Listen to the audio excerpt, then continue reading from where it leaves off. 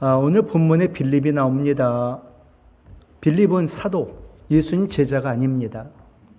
예수님 따르고 예수님의 죽으심과 부활을 본 제자가 아닙니다. 7 집사 가운데 한 사람인데 구제와 봉사를 맡은 평신도인데 그가 복음 전하는 일, 선교에 힘썼다라는 사실입니다. 빌립은 헬라파 유대인입니다. 유대인은 둘로 나눕니다. 히브리파 유대인과 헬라파 유대인. 그는 이스라엘에서 태어난 사람이 아닌 헬라파 유대인입니다. 그러니 그는 히브리 말만이 아니라 헬라어도 능통합니다. 그러니 이방 나라가 선교를 할 충분한 배경과 자격을 갖춘 사람입니다. 그래서 빌립이 먼저는 사마리아에 가서 복음을 전했을 뿐만 아니라 오늘 본문에 보니까 광야에서 에디오피아 내시에게도 예수님의 복음을 전하였습니다. 오늘 말씀 첫 번째는요, 말씀을 사모해야 은혜를 받는다. 말씀을 사모해야 하나님 은혜를 주신다라는 사실입니다. 먼저 26절 보지요. 주의 사자가 빌립에게 말하여 이르되 일어나서 남쪽으로 향하여 예루살렘에서 가사로 내려가는 길까지 가라. 주의 사자가 예루살렘에서 가사로 내려가는 길까지 가라 명합니다. 그리고 성령이 빌립에게 광야로 가라 하시니 빌립이 광야로 갑니다. 다시 또 성령께서 29절에 빌립더러 이르시되 이 수레로 가까이 나아가라 하자 수레로 가까이 나아갑니다. 그러니까 지금 에디오피아 내시에게 복음을 전한 이 모든 것을 주도하신 분은 바로 성령이십니다. 성령께서 빌립을 강권적으로 붙드사 그에게 말씀을 주시고 그를 고용하사 선교 사역에 쓰신 겁니다.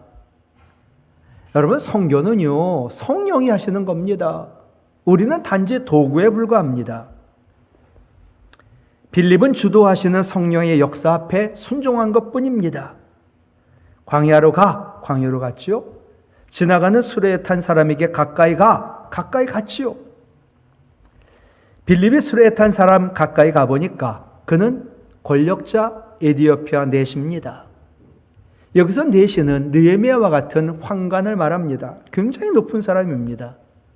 그가 성경을 읽고 있었습니다. 중요한 것은요, 에디오피아 내시가 하나님을 경외하는 경건한 사람으로 여행 중에도 성경을 읽은 만큼 하나님 말씀을 간절히 사모했다라는 사실입니다. 에디오피아 내시가 말씀을 사모해가지고 이사야 53장을 읽고 있습니다. 오늘 본문은 이사야 53장 7절을 인용했는데 성령이 빌립에게 수레로 가까이 나가라 지시했고 성령의 지시를 받은 빌립은 에디오피아 내시에게로 가 무엇을 읽고 있는지 보니까 이사야서입니다. 그래서 이사야의 예언을 풀어주고 바로 지금 여기에 해당되는 그분이 예수님인 걸 가르쳐주고 복음을 전했습니다. 여기서 알 수 있는 게 뭔가 하나님 말씀 사모하는 자에게 하나님은 늘 깊은 관심과 깊은 애정을 갖고 계신다라는 사실입니다. 여러분 물어볼게요. 오늘도 말씀을 사모하며 나오셨나요? 예.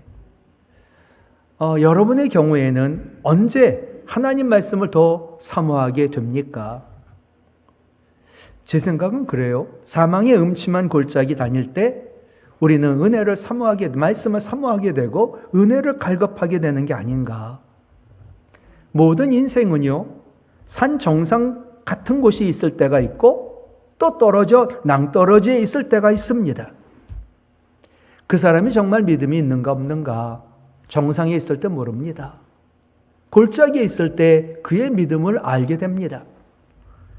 여러분, 빗물이 흐르는 것 보면 어디가 높은지 어디가 낮은지 알게 됩니다. 물이 고여 있는 곳이 낮은 곳입니다. 빗물은 끊임없이 낮은 곳으로 찾아 고이게 됩니다. 그것이 바로 골짜기입니다. 골짜기는 물이 있습니다. 죄가 많은 곳에 은혜가 있습니다. 여러분, 우리가 똑같은 죄인인데 죄를 많이 고백하고 회개하는 자가 더 많이 은혜를 받습니다. 산에 비가 내리면요, 골짜기는 큰 물을 받아들여 그것을 아래로 내려버리고 처리하면서 간직해 두었다가 산에 사는 수많은 생명에게 그 물을 제공해 줍니다. 그러므로 산에 사는 수많은 생명에게 골짜기는 생명처럼 소중합니다. 그것에 물이 있지요. 그것에 생명이 있지요. 그것에 안식이 있기 때문입니다. 성경은요, 골짜기 은혜를 말합니다. 어느 곳에서든지 은혜 받습니다. 그런데 골짜기의 은혜가 더 큽니다. 내 인생 골짜기예요. 어둡고 무서워요. 그렇게 보이지만 그곳에서는 말씀을 사모하게 되고 결국 말씀을 간절히 사모함으로 큰 은혜를 받게 됩니다. 사망의 음침한 골짜기에서 우리는 말씀을 사모하게 되어 골짜기 은혜를 받게 되고 구원과 복음을 경험하게 됩니다. 예수님이 십자가에 죽으심으로 우리는 죄와 사망에서 구원받고 사탄의 권세는 이미 깨어졌습니다. 이것은 분명한 사실이요, 진리입니다. 복음입니다. 그러나 지금 이 시간에도 우리 영혼의 폐를 병들게 하고 믿음의 호흡을 못하게 하는 죄의 유혹은 이 땅에서는 여전합니다. 그래서 예수님도 매일 새벽마다 기도하시고 늘 말씀을 사모하셨습니다. 지금 코로나19로 우리가 거리두기 합니다. 평생 우리가 거리두기 해야 될 것은 죄와 사탄 마귀와의 거리두기입니다. 반면에 우리는 하나님 말씀을 즐거워하며 주야로 말씀을 사모하며 묵상하는 거 신앙의 필수입니다. 주님 말씀만이 우리에게 은혜를 주고 주님 말씀만이 사탄 마귀의 시험을 이기게 하기 때문입니다. 크리스찬은 언제나 하나님 말씀을 따라 사는 사람들, 이를 위하여 먼저 우리는 말씀을 사모해야 되고 말씀을 들어야 합니다. 그래서 베드로는 말했지요. 베드로전서 2장 2절, 갓난 아기들 같이 순전하고 신령한 젖을 사모하라. 여기서 신령한 젖 말씀입니다. 말씀을 사모하며 늘 먹어야 은혜를 받게 되고 우리의 믿음은 자라게 되고 그리스도 분량에까지 이르게 됩니다. 우리가 말씀을 사모하면서 듣잖아요. 그럼 하나님 때마다 우리를 도우시고 우리를 인도하시고 우리와 함께 하시는 놀라운 은혜를 우리는 체험하게 됩니다. 말씀을 통하여 예수 믿는 자 영생을 약속받았습니다.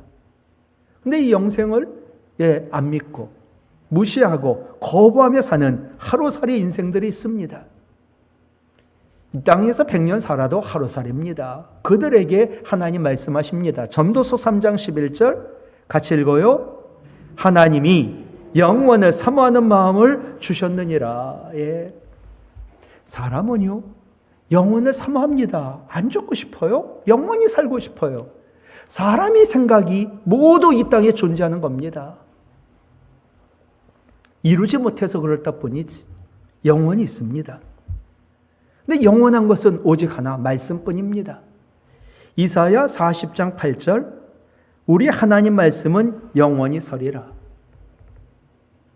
풀이 시들고 꽃이 말라도, 꽃이 시들고 풀이 말라도 하나님 말씀이 영원합니다. 베드로전서 1장 25절 세번역이에요. 주님의 말씀은 영원히 있다.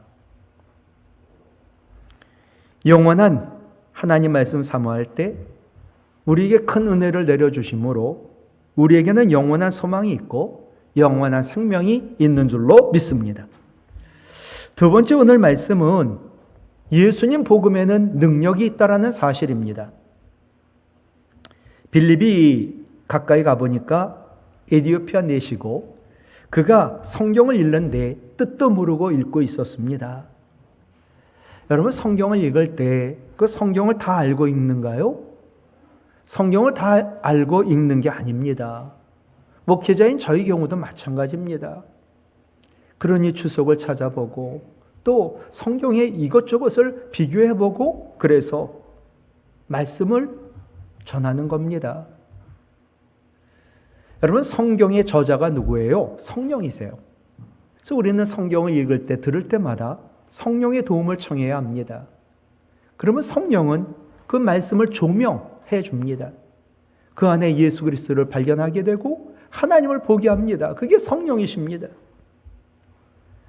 모르는 대로 읽지만 언젠가는 깨닫는 날이 오는데 그때는 성경이 내게 직접 말씀하는 것처럼 느껴지는데 이 일을 누가 하느냐? 성령이 하십니다. 빌립이 에디오피아 내시아에게 읽는 걸 깨닫냐고 묻자 지도해 주는 사람이 없으니 어찌 깨달을 수 있냐고 그렇게 대답합니다. 여러분 성경을 읽을 때 지도해 주는 사람이 필요합니다. 먼저 그분은 성령이십니다. 그리고 말씀을 먼저 배우고 깨우치고 공부한 사람이 가르치는 자겠지요. 말씀을 읽을 때 지도해 주는 사람, 가르치는 사람이 있어야 하고 가르침을 받는 사람은 겸손이 있어야 되고 그래야 말씀을 깨닫고 은혜를 받고 그리고 복음인 예수님을 만나게 됩니다. 이디오피아 내시가요. 빌립이 가까이 오자 수레 위로 올라 같이 앉으라고 하는 겸손이 있었습니다. 그러니까 말씀을 배우고 싶은 거예요. 알고 싶은 거예요. 그러면서 에디오피아 내시가 32절 보시죠. 지금 이사야 53장 7절 말씀이에요. 그가 도살자에게로 가는 양과 같이 끌려갔고 털 깎는 자 앞에 있는 어린 양이 조용함과 같이 그의 입을 열지 아니하였도다 라는 말씀을 읽고 34절에 그래요. 이사야 선지자, 이 이사야 선지자가 이 말을 한 것이 누구를 가리키는 거냐. 그래서 빌립이 얘기합니다. 이사야 53장, 아니 성경의 모든 것이 예수님을 예언한다는 것이고 오직 예수 그리스도의 복음만 전합니다. 여러분 성경을 읽잖아요. 그럼 반드시 성경에서 우리는 구약은 예수님 오시기 전에 예수님이 오실 약속이고 신약은 예수님 오신 후에 이루어질 약속들을 말합니다. 그러니 우리는 성경을 어디를 읽든 예수 그리스도를 우리는 말씀 가운데 만나야 합니다. 성경은 우리에게 예수 그리스도를 가르칩니다. 근데 모든 성경의 중심은 예수 그리스도입니다. 여러분 우리가 아까 사도신경 고백했잖아요. 9줄이에요. 그중에 무려 6줄이 예수님에 대한 이야기입니다. 성경 말씀을 통하여 그리스도를 통해 하나님을 알게 되고 또 그리스도를 통해 내가 죄인이요 구원받은 하나님의 자녀임을 알게 됩니다. 말씀 속에서 예수님 만나야 합니다. 그 예수님 나의 죄를 대신 지고 죽으신 그리고 부활하신 그래서 나를 죄와 사망에서 구원하신 나보다 나를 사랑하시는 나의 구주로 고백하여 우리는 그리스도인이 되는 겁니다. 이게 바로 예수 그리스도를 믿는 믿음입니다. 빌립이 에디오피아 내시에게 예수님의 복음을 전하자 에디오피아 내시가 회심을 합니다. 그리고 그가 예수님 세례받은 걸 알았는지 그가 세례를 받기를 원합니다. 여러분 예수님 복음에는요 어떤 죄인이라도 그를 회심시켜 세례받고 구원받게 하는 능력이 있습니다. 뭐 이 정도니까 예수님 복음에는 능력이 충만합니다. 오늘도 예수님의 복음을 듣기 위하여 여러분 나오셨죠. 코로나19가 길어지다 보니까 우리의 마음, 우리의 생각, 우리의 삶의 소중한 부분들이 깨지고 있습니다. 깨지고 있으니까 그 틈 사이로 불안과 염려가 들어 닥칩니다.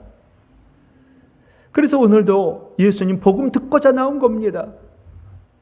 그런데 모디 목사님, 저는 늘 깨지고 늘 새고 있는 바가지 그릇입니다. 그러므로 나는, 여러분 보세요. 깨진 바가지거든요. 물 담아봤자 계속 물이 흐르는 거예요. 물이 고여있질 않아요. 따라서 나는 물 밑에 거한다라고 고백했습니다. 우리 세상 나가면 또 깨지고 깨진 바가지입니다. 그러니 아무리 은혜 받아도 다 쏟아붓습니다. 그러니 우리가 해야 할 일은 늘 예수님 복음 안에 가득 잠기는 것, 거하는 것뿐입니다.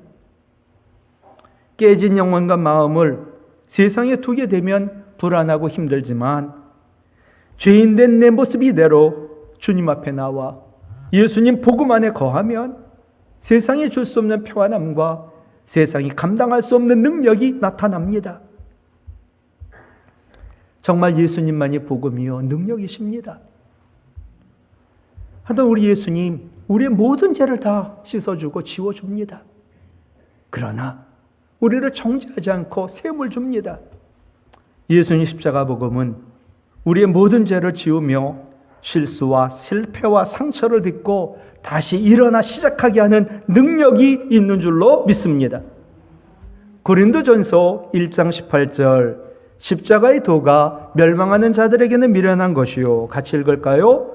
구원을 받는 우리에게는 하나님의 능력이라. 아멘. 예수님의 십자가의 복음이 믿는 자에게는 능력이라는 거예요. 예수님 복음. 여기 핵심은 능력의 이름 예수입니다. 예수 그리스도의 이름으로 하나님이 하시는 거지만 우리는 믿음 가지고 예수 그리스도의 이름으로 암이든 병마든 사탄 마귀든 우리는 내쫓을 수 있습니다. 그 다음은 주님이 하십니다. 능력의 이름 예수님은 마치 마패 같은 이름입니다. 여러분 옛날 사극 영화 보면 이 암행어사가 초라하고 누더기 옷을 입고 있는 경우가 있어요. 아무리 초라해도 왕이 준 마패가 그의 신분과 능력을 증명해 줍니다. 우리도 마찬가지지요. 하나님 믿는 우리 보잘 것 없어요. 자랑할 것 없어요. 초라해요. 배운 거 없어요. 그래도 우리에게 마패 같은 예수, 능력의 이름 예수를 주셨습니다. 그 이름의 능력까지 보장해 주셨습니다. 베드로, 엘리야, 우리와 똑같은 사람입니다. 사도행전 3장 6절하고 8절이에요. 베드로가 이르되 나면서부터 안진뱅이에게 은과 금은 내게 없거니와 내게 있는 이것을 내게 주노니 같이 읽어요. 나사렛 예수 그리스도의 이름으로 일어나 걸으라. 예. 그러자 그가 뛰어서서 걷고 하나님을 찬송하였다. 예수님의 복음, 능력의 이름 예수. 결코 우리가 종교 행위, 종교 생활하려고 교회 온 거 아닙니다. 나를 죄에서 사망에서 이미 구원하신 그 주님, 지금도 그 이름은 능력이 있어 우리의 문제도 우리의 아픔도 죄까지 해결하는 능력이 있습니다. 예수님만이 복음, 복된 소식, 좋은 소식입니다. 옳고도 아름다운 당신이라는 박완서 소설가의 산문집이 있는데 옳지만 싫은 사람이 있다. 옳은 듯한데 마음에 사랑과 긍휼이 없기 때문이다. 그 사람 참 옳아요. 근데 그 사람은 늘 나를 아프게 하는 거예요. 늘 옳아가지고 얼마나 율법학자 바리새인인지 하여튼 옳고 그름을 꼭 얘기해 주세요. 그것도 사랑이라는 이름하에. 근데 저는 굉장히 기분이 나빠요. 그럼 어떤 사람이 교회에서 기분 나쁘면 교회 안 나와요. 기분 나쁘면 천국 안 가겠다는 거예요. 옳고도 아름다운 사람, 옳고도 좋은 사람이 진짜 좋은 거예요. 이분이 바로 우리 주님이세요. 그 사람이 싫어요. 대부분은 그분이 옳지 않기 때문이기보다 그분이 좋지 않기 때문이에요. 여러분 보시죠. 행동에는 옳고 그름이 있어요. 근데 마음과 감정에는 옳고 그름이 아니에요. 좋고 나쁨이 있어요. 굉장히 옳은데 그분이 내 마음과 감정을 늘 상하게 하니까 나쁜 거예요. 고난당한 유에게 세 친구가 위로한다고 왔는데 책망합니다. 야, 네가 죄가 없이는 왜 이렇게 고통, 고난을 당하냐? 그러니까 너 죄를 회개해라고 계속 책망합니다. 그러자 욥이 말하는 거예요. 옳은 말이 어찌 그리 고통스러운고 너희의 책망은 무엇을 책망함이냐? 예. 실은 옳은 것도 아니에요. 근데 자기네들 옳다고 계속해서 욥을 고통스럽게 하더라고요. 욥은 친구들 말 속에서 사랑과 긍휼을 느끼지 못했습니다. 그러니 너무 괴로웠던 거죠. 그러나 우리 예수님 오르세요. 그런데 좋으세요. 우리 예수님 공의로우세요. 그런데 사랑이에요. 참 우리는 하기 힘들어요. 여러분, 공의와 사랑은 이게 좀 양반된 거예요. 양립하기가 어려워요. 근데 그것이 나타난 것이 십자가거든요.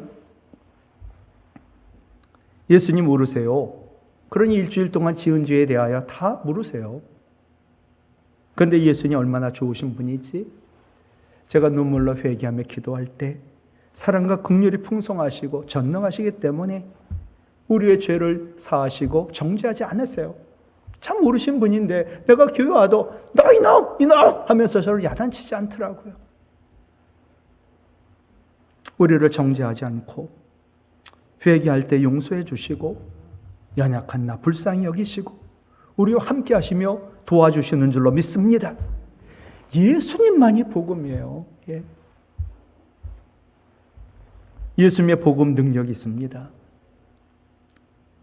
죄와 사망에서 구원하고 병 가운데 고난 가운데 구원하고 능력이 있어요. 근데 예수님 복음을 몰라요. 또 믿지 않아요. 그런 사람에게는 아무리 능력의 이름 예수의 복음이라 할지라도 아무것이 아닙니다. 가치를 모르는 사람에게 세계 최고의 보물을 할 수 있는 광개토항 비도 빨래판일 뿐이고 좀 남아있지도 않아요. 섹스피어의 친필로 쓴 책도 이 가치를 모르는 사람은 어떡할까요? 라면 그릇 받침대로 쓸 뿐이거든요.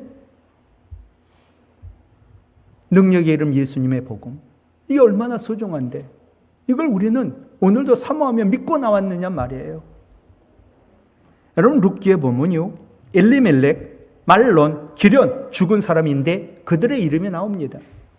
근데 아무것도 아닌 아무개라는 이름이 성경에 나옵니다. 아무개라 불린 사람이 룻기에 나와요. 룻기 4장 1절.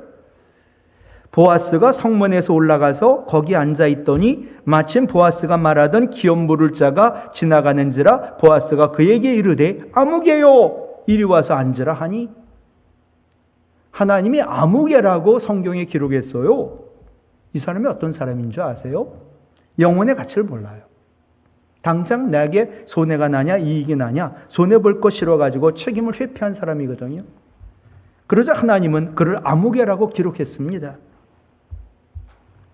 세상에서 아무리 잘 나가고 인생 100년 떵떵거리고 유명하고 잘났어도 능력의 이름 예수님 모르면, 복음을 모르면 그의 이름은 생명책에 기록되지 않습니다.